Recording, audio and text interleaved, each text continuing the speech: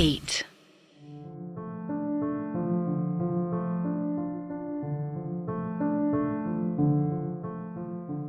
अक्सराज के बार बार मना करने पर भी वेदा अपनी जिद पर अड़े हुए थे।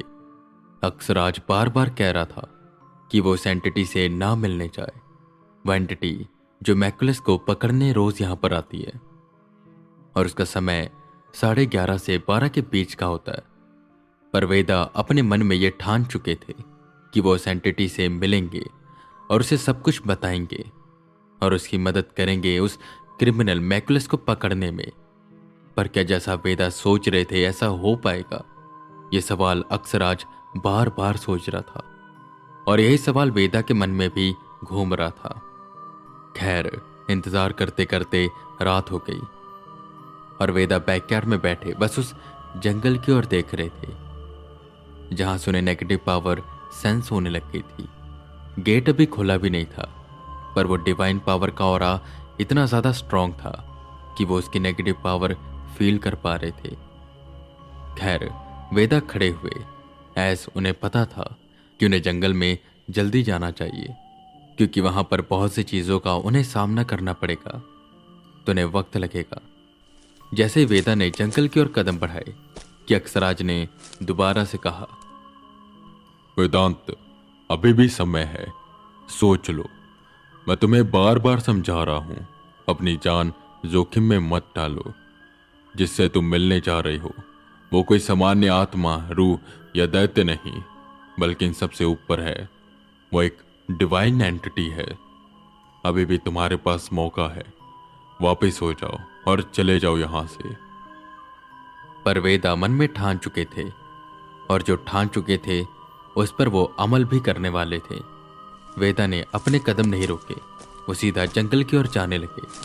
वो धीरे धीरे कदम आगे बढ़ाते हुए उस जंगल की ओर जा ही रहे थे और खिड़की से गुरकिरत का परिवार उनको जाते हुए देख रहा था और भगवान से बस यही प्रार्थना कर रहा था कि वेदा को कुछ भी ना हो। खैर, वेदा जंगल के अंदर आए। वही जंगल की आवाजें, अंधेरा और बड़े बड़े पेड़, ये किसी को डराने के लिए काफी था। और वैसे भी कहा जाता है कि जंगल दिन में जितने खूबसूरत लगते हैं उतने ही रात में भयानक हो जाते हैं। और ये जंगल तो ऐसा था कि ये दिन में भी भयानक लगता था। खैर, वो आगे बढ़ने लगे कि तभी उन्हें वो सेंटीपेड दिखाई देने लगे जिनसे वेदा को सबसे ज्यादा डर लगता था। पर वो जानते थे कि अगर उन्हें अपनी मंजिल तक जाना है तो अपने इस डर को पैरों तले रौंद कर जाना होगा। और उन्होंने ठीक ऐसा ही किया। जो सेंटीपीड उनके रास्ते में आ रहे थे उन्हें वो अपने पैरों के नीचे रौंदते हुए आगे बढ़ते रहे कि तभी एक बहुत ही बड़ा सेंटीपीड उनके सामने आया जिससे वेदा अब अच्छे से देख पा रहे थे। उसका बड़ा चेहरा और खूंखार दांत उन्हें दिखाई दे रहा था। ऊपर से उसके ढेर सारी लातें जिस पर छोटे छोटे बाल थे। वेदा ये देख ना पाए, उन्हें मन में कुछ हुआ। उन्होंने अपनी आंखें बंद करी कि तभी उन्हें याद आया ये जंगल उन्हें उनके डर से रूबरू कराएगा। तभी वेदा ने उस सेंटीपीड पर छलांग लगाई तो वो एक झटके से गायब हो गया और वहां पर जितने भी सेंटीपीड थे वो गायब हो गई। वेदा ने अपने डर पर जीत पा ली और उस जंगल के पहले चरम को पार कर लिया। पर अब आगे क्या आने वाला था वो खुद नहीं जानते थे।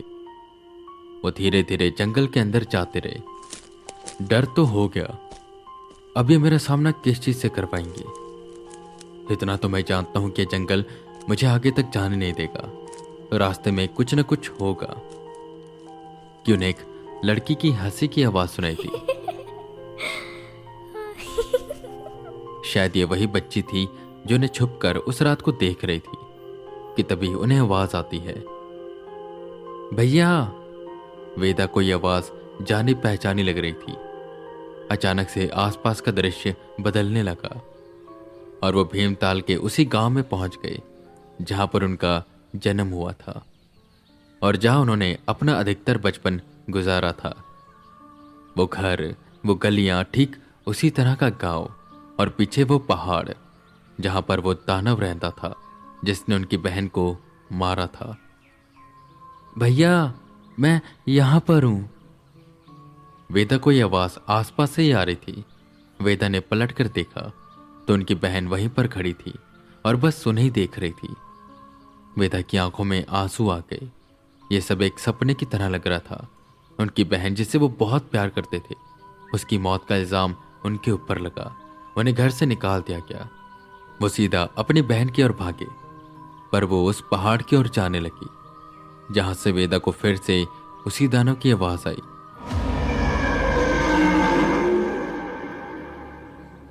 वेदा उसके पीछे पीछे भागते हैं, पर हंसती हंसती वेदा की बहन उस पहाड़ की ओर जाने लग जाती है और रुकती नहीं। मत जाओ वहां पर, वो दानव वहीं पर है, मेरे पास वापस आ जाओ। वेदा तेजी से भागते हुए उसके पीछे जाने लगे कि एकदम से उनके कदम रुके। मैं तो जंगल में था और उस एंटिटी के पीछे जा रहा था, तो ये सब, अच्छा, तो मुझे मेरे सबसे बड़े दुख से रूबरू करवाया जा रहा। मुझे इससे किसी तरह निकलना होगा। ये सब झूठ है वेदा, ये सब झूठ है। वेदा इतना सोचकर पलटे और उस दिशा की ओर भागने लगे जिस दिशा में वो द्वार था। तभी उन्हें पीछे से उनके बहन के चिल्लाने की आवाज आई। उन्होंने पलट कर देखा तो वो दानव ठीक उसी तरह उसकी बहन को पकड़ खाने जा रहा था। वेदा का खून खौलने लगा। उस दिन वो अपनी बहन को बचा नहीं पाए थे, पर इस बार वो जरूर। बढ़ते कदम एकदम से रुके। वो वापस से उसी दिशा की ओर भागने लगे जिस दिशा की ओर वो द्वार था। पीछे से उनके बहन के चिल्लाने की आवाज, रोने की आवाज और उस दानव के उसे खाने की आवाज आ रही थी। वेदा आंखों में आंसू लिए बस भागते जा रहे थे और वो तब तक भागते रहे जब तक वो उस जगह से बाहर नहीं आ गए। वो वापस से उसी जंगल में आ गए और रोने लगे। उनके दिल पर बहुत भारी सदमा पड़ा था। जो ट्रॉमा उन्हें बचपन में मिला था वो उनके सामने आ गया था और अब वेदा समझ गए थे कि शायद एजेंट केपी पर भी यही सब बीत रही होगी और शायद वो खुद को संभाल नहीं पाया होगा। खैर, वेदा ने अपने कदम आगे बढ़ाए। उन्होंने एक और पड़ाव पार कर लिया। डर, दुख, इन दो चीजों से वो उभर चुके थे, पर क्या आने वाली चीजों से उभर पाते, ये उनके मन में सवाल था। वो कदम आगे बढ़ाते हुए जंगल के और भीतर जाने लगे। उनके दिल में बहुत बड़ा दुख था और अब ना जाने वेदा के सामने क्या आने वाला था। पर अब तक ही ये जंगल अपने अंदर ही एक मायूसी लेकर बैठा हुआ था और ऊपर से यहां पर एक भारीपन था जो वेदा को महसूस हो रहा था। वो थोड़ी और आगे आए कि तभी उन्हें आवाज सुनाई दी। सर, आपने मेरे साथ अच्छा नहीं किया।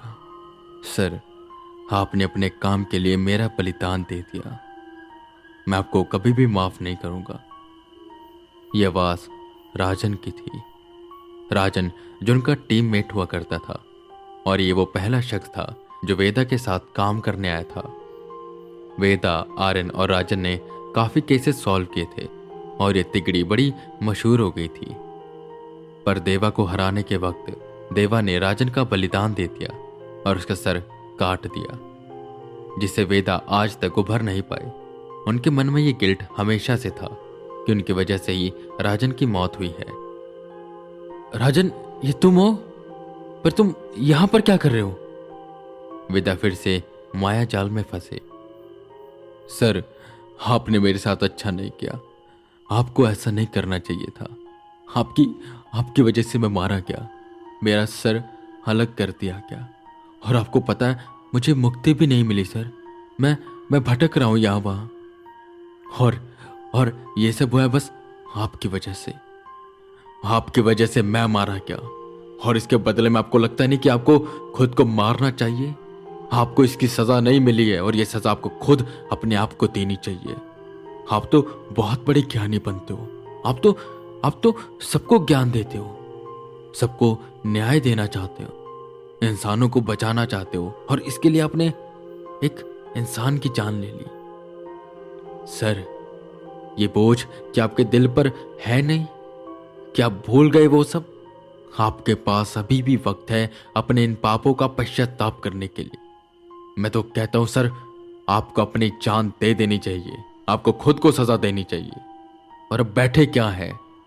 इतनी बातें सुनने के बाद भी असर नहीं पड़ रहा आप पर। सर, मर जाओ आप। वेदा घुटने के बल बैठकर रोने लगे। हाँ राजन, तुम सही कह रहे हो। मुझे मुझे मर जाना चाहिए। जैसे भी है, मेरी वजह से तुम्हारी जान चली गई। मैं खुद को माफ नहीं कर पाया हूं आज तक, और शायद तुम सही कह रहे हो। मुझे माफी तभी मिलेगी जब मैं इसकी सजा खुद को दूंगा, और यह सजा है मौत। वो उठे और वापस से गुरकिरत के घर की ओर जाने लगे, मरने के लिए। वो डिप्रेशन की सीढ़ियां चढ़ने लग गए थे। इतना भार वो संभाल नहीं पा रहे थे, और वो जंगल उन्हें अपने मायाजाल में फंसा रहा था। एक अजीब सी उदासी उनके मन में आ रही थी, और ये उदासी ऐसी थी जो उन्हें मरने पर मजबूर कर रही थी। ये जंगल एक दलदल की तरह था जिसमें वेदा फंसते जा रहे थे, और अब वेदा इतने फंस चुके थे कि अगर वो इस जंगल से बाहर जाते तो पक्का उनकी मौत निश्चित थी। पर क्या वेदा सच में इस दलदल में फंस रहे हैं, या इनकी कोई चाल है ये, या ये मायाजाल ऐसा है जिससे वेदा हार जाएंगे? ये सवाल अक्षराज के मन में चल रहा था, पर अक्षराज बाहर नहीं आ सकता था और ना ही वेदा को कुछ समझा सकता था।